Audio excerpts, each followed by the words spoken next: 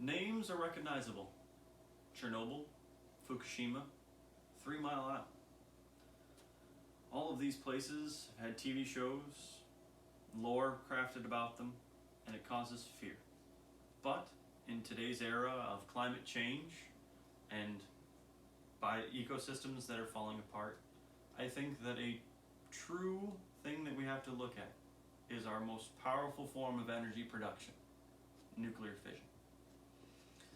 With this scary times of change and the melting of the polar ice caps, I think that it is time that we shed some light on the humble atom.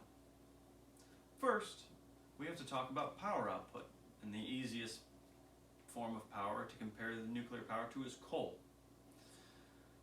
Mike Mueller from the U.S. Department of Energy states that 20% of all of the United States power comes from nuclear reactors.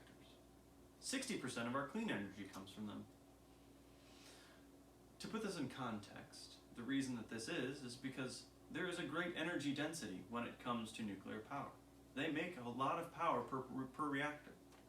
So, one nuclear power plant every year makes 1.1 gigawatts of electricity. But that's just a number. Let's put some context to it. 1.1 gigawatts of electricity is the equivalent to 3.1 million solar panels, or, for our gearheads out there, 1.3 million horsepower, the equivalent to 2,000 Corvettes. The easiest way to compare this to coal is if we compare it pound to pound.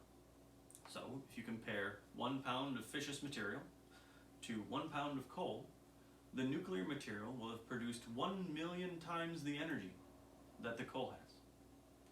And that's quite a lot. So, since they both come out of the ground through mineral extraction, and with the greater density, you can in fact make nuclear power a more economical means of energy production. Next, we have to talk about pollution. With coal-fired plants, coal is crushed up, burned, and the byproducts are released into the breathable atmosphere, causing this air pollution. Now, we can put a number to this. 1 ton of coal produces 2.9 tons of CO2, though in its 2 years of life, a nuclear reactor will be responsible for exactly 0 pounds of greenhouse gases. But we all have to think about that glowing barrel of sludge now, don't we? Well, that is no longer the case, and the only thing that those are really used for is in comic books for making Ninja Turtles. So, with Nick Turin from What is Fission, he elaborates on what is called a breeder reactor, which takes the nuclear waste from other reactors and through fast neutron fission, re-enriches it so it can be reused. This is 60 times more efficient than normal nuclear reactors, and it can power the old ones, and they're relatively easy to retrofit. So, with the glowing barrels taken care of, Master Splinter's no longer a single dad.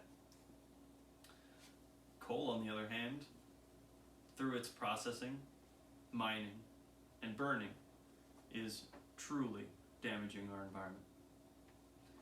Lastly, we have to talk about one of the greatest things that people are afraid of: danger. Is nuclear energy dangerous? In its 17,000 cumulative years of production, that is all of the hours of all of the power plants powered by nuclear power put together, there have been the 3 large main accidents of Chernobyl, Fukushima, and 3 Mile Isle. These numbers are quite difficult to talk about, and I do not want to make light of the deaths that happen from these places. But in order to shed light on coal's skeletons, they have to be talked about. Chernobyl resulted in 4,000 deaths. Fukushima resulted in 0 direct casualties, and 3 Mile Isle resulted in no casualties as well. There seems to be a great disparity. Why was there so many more casualties for Chernobyl? Well, with it being an older style reactor, and some of the safety precautions not being followed, and some governmental red tape on what had to be done, truly it was a devastating accident that could have been prevented. Now, comparing to coal, we have to look at NASA scientist Dr. Pushkar Karachacha, whom, on average, estimates that 13,000 people in the United States alone die from coal-related deaths. This is 1 year in the United States. There were only 4,000 deaths due to nuclear power. So, if we take this and we turn it into a measurable statistic, pound for pound, we will use a terawatt hour. So, 100 gigawatts. Coal has killed 24 people for every 1 terawatt, compared to nuclear fission's 0.07 per terawatt hour. Truly, I think this is a step in the right direction. In conclusion, I think with all of these factors put together, there is a massive contender in the ring for our next energy consumption. I think nuclear power is going to be the gift that we give to our children and their children.